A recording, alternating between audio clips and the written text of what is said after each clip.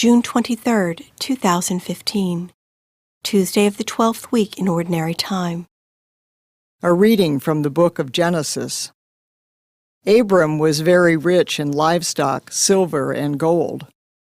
Lot, who went with Abram, also had flocks and herds and tents, so that the land could not support them if they stayed together. Their possessions were so great that they could not dwell together. There were quarrels between the herdsmen of Abram's livestock and those of Lot's. At this time the Canaanites and the Perizzites were occupying the land. So Abram said to Lot, "Let there be no strife between you and me, or between your herdsmen and mine, for we are kinsmen. Is not the whole land at your disposal? Please separate from me. If you prefer the left, I will go to the right. If you prefer the right, I will go to the left." Lot looked about and saw how well watered the whole Jordan plain was as far as Zoar, like the Lord's own garden, or like Egypt. This was before the Lord had destroyed Sodom and Gomorrah. Lot, therefore, chose for himself the whole Jordan plain and set out eastward. Thus they separated from each other. Abram stayed in the land of Canaan, while Lot settled among the cities of the plain, pitching his tents near Sodom. Now the inhabitants of Sodom were very wicked in the sins they committed against the Lord. After Lot had left, the Lord said to Abram, "Look about you, and from where you are, gaze to the north and south, east and west.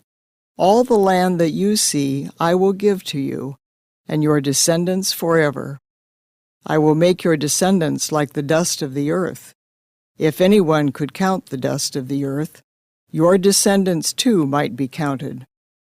Set forth and walk about in the land, through its length and breadth, for to you I will give it."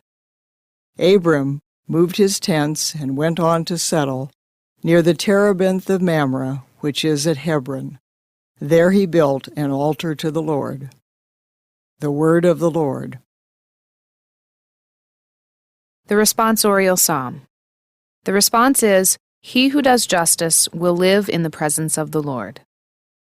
He who walks blamelessly and does justice, who thinks the truth in his heart and slanders not with his tongue. He who does justice will live in the presence of the Lord. Who harms not his fellow man, nor takes up a reproach against his neighbor, by whom the reprobate is despised, while he honors those who fear the Lord. He who does justice will live in the presence of the Lord. Who lends not his money at usury, and accepts no bribe against the innocent. He who does these things shall never be disturbed. He who does justice will live in the presence of the Lord. A reading from the Holy Gospel according to Matthew. Jesus said to his disciples, "Do not give what is holy to dogs, or throw your pearls before swine, lest they trample them underfoot and turn and tear you to pieces. Do to others whatever you would have them do to you. This is the law and the prophets.